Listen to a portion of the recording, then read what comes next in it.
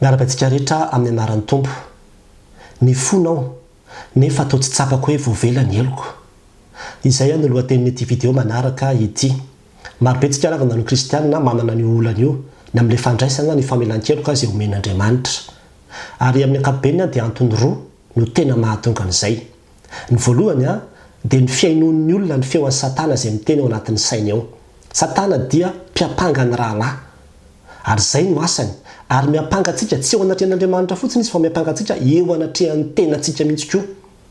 Zany hoe manisy lopy izy hijerevantsika ny fahotantsika. Dia lasa ohatry ny ngeza be ilay fahotana ny ahitanao azy. Ary izy koa dia miteny manao hoe tsy amin'Andriamanitra ny vavaka ao. Tsy moramora mihitsy ny hamelan'ny fahotana vitanao iny. Anao misangisangy an'Andriamanitra loatra, vao maly ianao ny nanao, miverina manao indray ianao androany. Anao olona mpanompon'Andriamanitra ohatry ny dia izao ny zavatra izay ataonao. Andriamanitra nga azonao hivazivaziana. Hiara-ny fitsaran'Andriamanitra sy ny fahatezeran'Andriamanitra ianao. Dia izany foana ny feo averimberina anatin'ny sain'ny olona, ka raha mino an'izay ilay olona mandray an'izay, fanamelohana izay dia tena sarotra ho azy ny handray ilay famelan-keloka. Fa ny antony faharoa koa dia ilay ilay fiandrasana fahatsapana.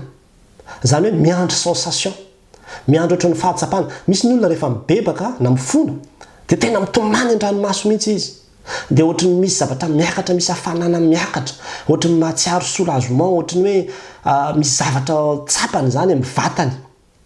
Dia miandry izay fahatsapana izay izy rehefa mifona, ka rehefa tsy mahazo izay fahatsapana izay izy, na rehefa tsy latsaka ny ranomasina dia ohatry ny hoe tsy mibebaka mihitsy izy, ohatry ny hoe tsy mivavaka mihitsy izy, ohatry ny hoe tsy tena fotorotoro sy mangorakoraka ilay anazy. Zay zany ny zavatra fahatsapan'ilay olona. Dia raha vao miandry izay fahatsapana izay koa izy dia sarotra ho azy koa ny inona ny famelan-keloka satria mandeha amin'ny fahatsapana izy zany. Ny tenin'Andriamanitra dia mazava any amin'ny Korintiana faharoa toko 5:7 fa finoana no andehanantsika fa tsy fahitana. Izany hoe tsy ilay zavatra hitan'ny maso dia azo tsapahitànana. Tsy izay no mahatonga anao mandeha fa no ilay finoana no andehananao. Ary tsika ravana dia mila mino ny vavaka izay ataontsika. Raha hoentiko ianao hiverina amin'ny testamenta taloha mahakasika ny hoe famelan-keloka io dia tahaka an'izao izy io. Rehefa misy olona anankiray manota dia mitondra biby izy. Ao anatiny izany ilay ota. Satria nanota izy dia tafasaraka amin'Andriamanitra izy zany. Ao anatiny izany ilay fahotana dia mandeha izy ahoana ny fomba hanafahany izay mankany amin'ny mpisorona izy. Dia mitondra biby izy atao fanatitra. Dia atolotrany ny mpisorona io biby io. Dia ny mpisorona mametraka ny tanany eo ambony lohan'io biby io. Amin'izay fotoan'izay ilay mpisorona dia mamindra ny fahotan'ilay olona io ao anatin'ilay biby. Ohatran'ireny hoe manao transfert reny. Raha misy vola zao amin'ny compte-nao dia afindra amin'ny compte olona anankiray dia in'ilay transfert iny zany izay ilay afindra ilay izy, afindra ilay izy. Dia tena tahaka an'izay. Dia rehefa tafafindra ao ilay izy dia lasa ilay biby indray zany mitondra ilay fahotana. Dia satria fahafatesana ny tambony ota dia tsy maintsy alatsaka vonoana zany ny biby iny. Raha ny tena marina zany tokony rahan'ilay olona no latsaka. Ny rahany no tokony latsaka. Fa satria nisy fomba hafa zany nahafahana namonjy azy dia hoe raha misy rahana biby milatsaka dia afaka misolo vonan'ilay olona dia afaka ny voavela heloka izy. Dia izay mihitsy nalaina ilay biby io dia napetraka teo ambonin'ilay altara akasia dia nidorina teo dia nilay vonona teo dia amin'izay fotoan'izay niakatra ilay setroka be. Dia voavono niaraka tamin'ilay biby teo ny fahotan'ilay olona. Dia io olona io zany mahazo mandeha mody amin'izay izy mandry vony vato fa voavela ny elony. Afaka izy. Tsy mitondra ilay fahotana miaraka amin'ny mody intsony izy fa tena hoe voavela ny elony. Izany rehetrarehetra zany tsy isy fahatsapana hoe nitomany ilay olona. Tsy isy fahatsapana hoe nafana be izy teo ampijerevana an'ilay biby novonoana teo. Fa rehefa maty ilay biby, latsaka ny rany tsy isy hevitra, voavela ny elony lasa izy mody. Dia izay finoana zay no finoana koa ananantsika rehefa manantona an' Jesosy Kristy tompontsika sa io ilay zanak'ondry manaisotra ny fahotana zao izay nisolo vonantsika. Dia nafiry fahotana vitanao dia nentiny daholo teo amin'ny tenany ny fahotantsika. Dia atolotra anazy daholo zany ilay fahotana izay ilay hoe transfert amenao an' Jesosy Kristy daholo. Ateneninao amin'ny fonanao anatrehan'ny daholo rehetra avy zavatra nataoko Jesosy atolotro daholo reto omboana miaraka aminao eo ambony hazo fijaliana. Dia ny fanomboana an' Jesosy Kristy eo ambony hazo fijaliana dia midika fa nandevonana na mitehana ilay fahotana rehetra izay nahazo anao ihany koa. Dia rehefa maty izy dia ny teny izy manao hoe vita. Zay ny teniny. dia rehefa maty izy a dia niara-maty tamin'ny teo koa zany a ny fahotantsika rehetra. Dia rehefa mijery lazo fijaliana anao zany dia io zany natao hoe famelan-keloka. Io zany midika fa voavelany elo koa io azo fijaliana io satria efa nentina teo daholo ny fahotanao. Midika an'izay rehefa mivavaka ianao ka mifona dia mino fotsiny anao an'izay hoe voavela teo ambony azo fijaliana daholo ny fahotako rehetra. Dia rehefa vita ilay vavaka izay ataonao dia afaka ianao voavelany elo koa. Izay finoana zay no hanamarinana antsika. Ny finoana no hanamarinana antsika. Ny marina amin'ny finoana no velona ao izany tenin'Andriamanitra.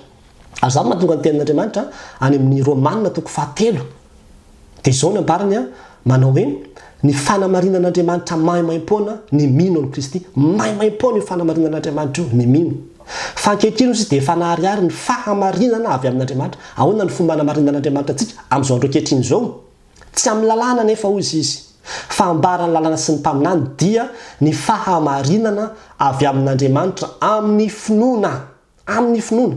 Zany hoe hamarinana amin'ny finoana isika amin'ny finoana an Jesosy Kristy ho an'izay rehetra mino. Fa tsy misy hafa fa samy efananota izy rehetra ka tsy manana voninahitra avy amin'Andriamanitra nefa hamarinana maimaimpona amin'ny fahasoavana izy noho ny fanavotana izay ao amin'ny Kristy Jesosy. Izay nasehony tamin'ny rany fanavotana amin'ny finoana. Miverina foana ilay amin'ny finoana. Ilay rany Kristy no nanavotana antsika dia avotana rehefa mino an'izay tsika. Amin'ny finoana no raisana an'izay rehefa mino anao hoe voavelany elo koa dia afaka voavelany elo koa. Tsy tokony hiverenana hibebahana na hifonana intsony ilay fahotana. Fa tena ridicule be raha hoe nibebaka ianao androany dia raha pitso tadidinao izy dia mbola hiverenanao hifonana indray ilay izy. Tahaka ny hoe misy ankizy anankiray nangalam-pihinana izy. Dia rehefa nangalam-pihinana izy tamin'ny dada hoe mifona ary dada. Fa tena nangalam-pihinana na alaiko ilay feanako tao. Dia izy ny dadany hoe mamela anao anaka. Tsy maninona voavelany elo koa. Dia tonga ny pitso dia nahandro sakafo tao an-dakozia dia tadidiny aby izy nangalam-pihinana. Lasa izy nakany amin'ny dada indray. Dada miverina mifona tamin'ilay fahotana vitako tamin'ny omaly iny. Dia izy ny dadany hoe eno efa voavela ho any elo koa tamin'iny. Afaka raha volana nahandro akoho indray zao tadidiny indray ilay fahotana. Miverina koa amin'ilay dada indray izy. Dada tadidiko indray fa tena zany nangalatra akoho. Izy ny dadany hoe efa voavela moa ny fahotanao. Afaka 20 taona teoriana andeha hanome solobody akoho. Ny dadany tadidiny tamiko ilay nangalatra akoho. Nangalatra ilay fianako tamin'ny laty vilany. Dada mifona amina. Fa raha dozy ny dadany hoe tiako izy ity hoe tsy ampy kely sa misy problème. Fa be dia be koa ny kristianina tsy ampy kely ohatran'izany. Fahotana efa tamin'ny 5 taona lasa, efa tamin'ny 10 taona lasa. Isan-kalady nefa izy mahazo famelan-keloka foana ny am-piangonana. Efa tamin'ny 5 taona lasa hiverena ny bebahana ihany, hiverena ny bebahana ihany fahotana tamin'ny 5 taona lasa. Anao mihitsy tsy mino ny famelan-keloka fa Andriamanitra tena namela heloka anao. Tena namela heloka Andriamanitra. Fa itsika no tsy mino ny famelan-keloka izay omen'Andriamanitra antsika. Ary zany natonga n'Andriamanitra ny teny any amin'ny Jaona 1:1 manao hoe raha miaiky ny fahotantsika isika. Rehefa miaiky fotsiny ianao dia mahatoky sy marina izy ka mamela ny fahotantsika sy manadio antsika ho afaka amin'ny tsy fahamarinana rehetra. Ary mbola namafisiny zany any amin'ny Isaia hoe namena tahaka ny jaka rahavy fantahatra isika ozy izy. Fa na dia tahaka ny jaka aza ny fahotanareo dia ho fotsy tahaka ny oram-panala, na dia mangatrakatraka tahaka ny sily aza dia tahaka ny volon'ondry fotsy. Tena manome famelan-keloka Andriamanitra fa itsika no miaino ny satana loatra. Anika tsy raisitsika koa ny famelan-keloka izay atolotr'Andriamanitra antsika. Zamanokana ravana anisan'ny tenin'Andriamanitra anankiroa izay tena manampy anahy isan'andro isan'andro andray an'io famelan-keloka io amin'ny finoana ny tenin'Andriamanitra ny fitomanina. Ilay tenin'Andriamanitra manao hoe vaovao isa-maraina ny famindrampon'Andriamanitra. Vaovao isa-maraina ny famindrampoana. Lehibe ny famindramponao ary vaovao isa-maraina izany ozy izy. Zany hoe raha vao mifono marina dia fantatra hoe famindrampo vaovao indray no omen'Andriamanitra n'andro any. Ka raha mangataka dia mahazo famindrampo vaovao indray amin'ity andro androany ity.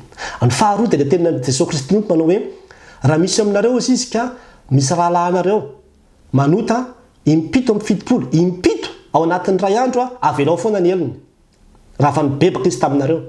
Dia zay zany ny dikany raha izy nampianatra an'izay ny dikan'izay za koa zany nataoko ny zavatra nataoko araka naverenako natao intelo inefatra tamin'ity andro androany telo izy ka hibebahako ihany azoko antoka fa voavelany eloko satria izy aza nampianatra hoe na impito amin'ny fitopolo, impito azy nareo anatin'ny ray andro ka manota le olona ka mibebaka mifona avelao foana ny elony.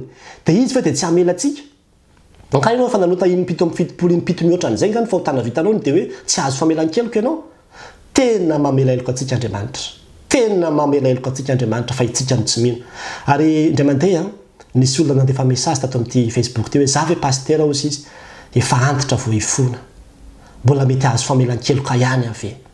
Tena mahazo famelan-keloka ianao tompoko. Na firy ny fahotana vitanao. Rehefa mino ianao fa mato andreo fahotana vitanao rehetra hatramin'izay ireo Jesosy Kristy tompo a. Dikan'izany dia hoe mino ianao fa niara-maty tamin'i Jesosy teo ambony hazo fijaliana ny fahotana vitanao. Dia mibeba, dia vita. Afaka ianao. Voavelany elokao. Tsisy fanamelohana intsony ho an'izay rehetra ao amin'ny Kristy Jesosy, ho an'izay rehetra mino ny asa mpamonjena nataon'i Kristy dia tsisy fanamelohana ho azy intsony. Ary tsy mila hibebahanao intsony. Tamin'izaho taloha dia nisy mpanompon'Andriamanitra ny teny manao hoe tena mila mibebaka ao anatin'ny 3 volana. Tsy marina zany. Tsisy fibebahana tokony atao anatin'ny 3 volana zany, na ao anatin'ny 2 volana. Tsisy an'izany. Fa rehefa mibebaka ianao, ampy izay. Ny fanahy masina hoe manampy antsika amin'ny fibebahana izay ataontsika hoe mifona amin'ny fitarenana tsy azo tononona ho anatrihan'Andriamanitra ao antsika fa na mivavaka izay ataontsika raha tsy fantatsika akory. Dia raha misy zavatra tsy tadidinao tsy voateninao zany amin'ilay zavatra tokony hifonanao dia ny fanahy masina no manampy anao. Ny fanahy masina no manampy anao eo anatrihan'Andriamanitra mitondra ilay vavaka izay ataonao eo anatrihan'Andriamanitra. Fa zay tadidinao dia hifonanao anatrihan'Andriamanitra, tononinao zay fahotana tadidinao fa zay tsy tadidinao kosa nefa ny fanahy masina no manampy anao anatin'izany rehetrarehetra zany. Dia tsy misy salasalana tompoko. Za androany tena tenantsika an'izany aza misalasala mihitsy ianao. Fa tena raiso ny famelan-keloka, raiso amin'ny finoana ny famelan-keloka izay atolotr'Andriamanitra anao. Rehefa mifona ianao dia voavela eloka avy hatrany. Eo ny eo noho ny amin'ny Jesosy Kristy tompo izay maty ho an'iny fahotanao iny. Dia mino an'izay ianao dia vita. Tena vita ny famelan-keloka raiso amin'ny finoana. Dia rehefa raisinao dia tonga dia hoe zay voavela ny eloko. Afaka. Dia aza manamelo tenany amin'ny intsony. Mety ho tadidinao ilay izy. Asa na mety ho fandalan-jaza io, na mety ho tena hoe mavesatra be fijangajangana, na mety ho hoe langa amin'ny tsotra zany. Mety ho tadidinao ilay izy fa rehefa apatsahiviny devolanao ilay izy dia tonga dia izao hoe zany tokoa fa iny fa efa voavela eloka tamin'izany tsy miditra mibebaka any amin'izany intsony fa tena zay ilay fitiavan'Andriamanitra, zay ilay fahatsaraan'Andriamanitra. Nisy fotoana nisy mpanompon'Andriamanitra dia nomelovany Satana teo anatrehany izy. Zao avy ny fahotana vitanao. Ianao efa nanao an'izao, ianao izay mitory filazantsara io, zao no nataonao, ianao ary ohatran'izao, ianao ary voalao, zao no nataonao tamin'ny fakely, ianao no navita ohatrao. Dia izy hoe inona koa, dia inona koa, dia inona koa, dia nitanisa teo Satana lava be ny lista. Mbola misy ve? Zany rehetrarehetra zany nataonao. Dia izy manao hoe anivoaka ianao ry Satana. Zany rehetrarehetra zany efa voadion'i Jesosy tamin'ny rano daholo zany. Tsisy anamelohana azy zany na anankiray ary. Anivoaka ianao dia lasa ilay Satana. Lasa ny devoly rehefa tsy mino ny teniny ianao dia lasa izy. Jesosy inoana voavela ny elokao noho ny anarany masina. Raiso amin'ny finoana zany. Sambatra ny olona izay voavela ny elony sy voasarona ny fahotany ary sambatra ny olona izay tsy sain'i Jehovah eloko izy sady tsy misy fitaka ny fanahiny. Ho an'Andriamanitra renany ny voninahitra. Amen.